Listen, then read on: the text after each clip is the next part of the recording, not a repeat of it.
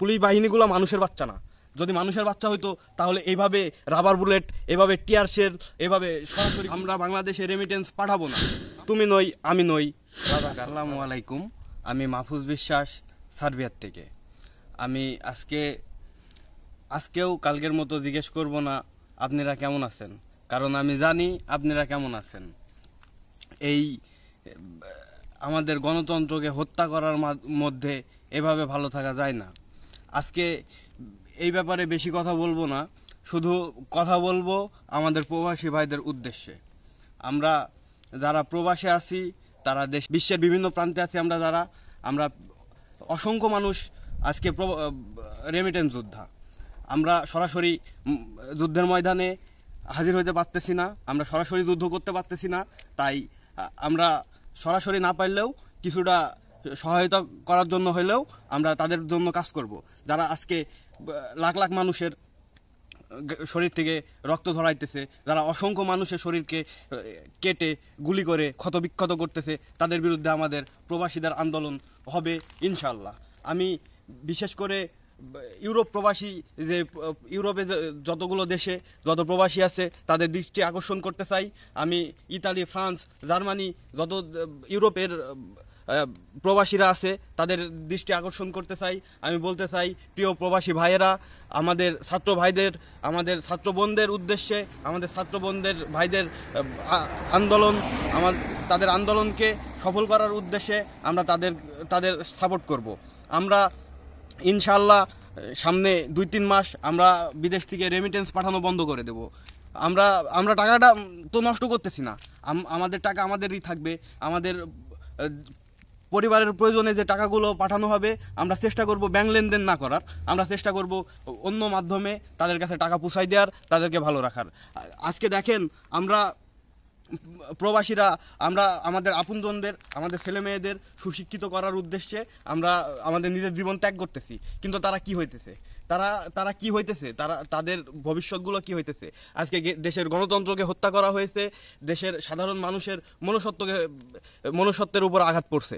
তাই আমি বলতে চাই, প্রিয় প্রবাসী ছাত্র ভাই বোনদের আন্দোলনকে সুস্থ করার জন্য, সফল করার জন্য আমরা তাদেরকে সাপোর্ট দেব, আমরা তাদের সাথে থাকব, আমরা তাদেরকে সম্পূর্ণ পরিমাণে সাপোর্ট দেব।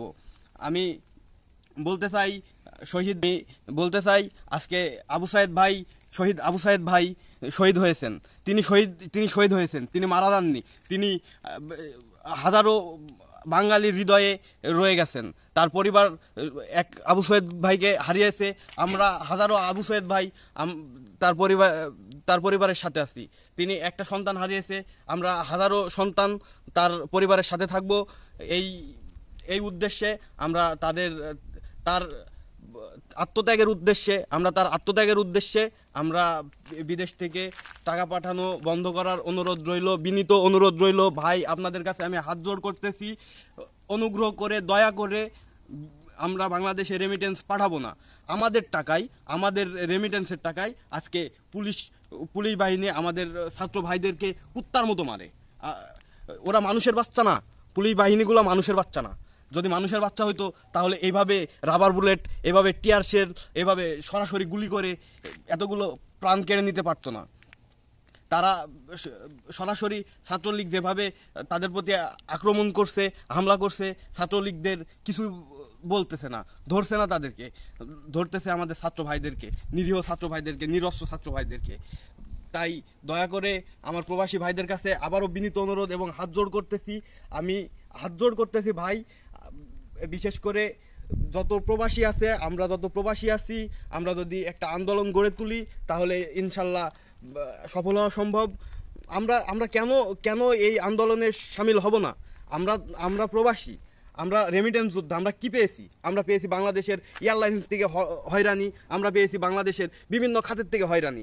আমরা বিভিন্ন খাতে, বিভিন্ন জায়গায় হয়রানি হই। আমাদের এই হয়রানি যেন না হওয়া লাগে, সেই উদ্দেশ্যে আমরা এই আন্দোলনে সামিল হব। তাই আমি আবারও বলতে চাই ভাই, আমি বারবার বলতে চাই ভাই, আমাদের এই ছাত্র ভাইদের এক দাবি এক দফা, এটাকে উন্নীতভাবে অনুরোধ করছি আবারও আমাদের ছাত্র ভাইদের এই সংগ্রাম, এই আন্দোলন যেন সফল হয় সেদিকটা আমরা খেয়াল রাখবো যেন আমরা বাংলাদেশে বর্তমানে 2-3 মাস টাকা না পাঠাই, 2 মাস অথবা 3 মাস আমরা যেন টাকা না পাঠাই। আমাদের যেটুকু প্রয়োজন সেটুকু টাকা যেন একটু পরিশ্রম করে খুঁজি অন্য মাধ্যম, যেন বাংলাদেশে রেমিটেন্স না যায়। আর ভিডিও বড় করলাম না, শুধু অনুরোধ রইল ভাই যেন আমাদের এই আন্দোলনটা সফল হয়, সেই বিষয়ে খেয়াল রাখবেন। আশা করি সবাই আমাকে সাপোর্ট করবেন। আমার প্রবাসী ভাইয়েরা সবাই নিজেদের খেয়াল রাখবেন, কারণ এই দূরপ্রবাসে আমাদের আপনজন কেউ নেই। আমরা প্রবাসীরা নিজেদের ভালো রাখার চেষ্টা করব, এই বলে শেষ করতেছি। তুমি নই আমি নই, রাজাকার রাজাকার।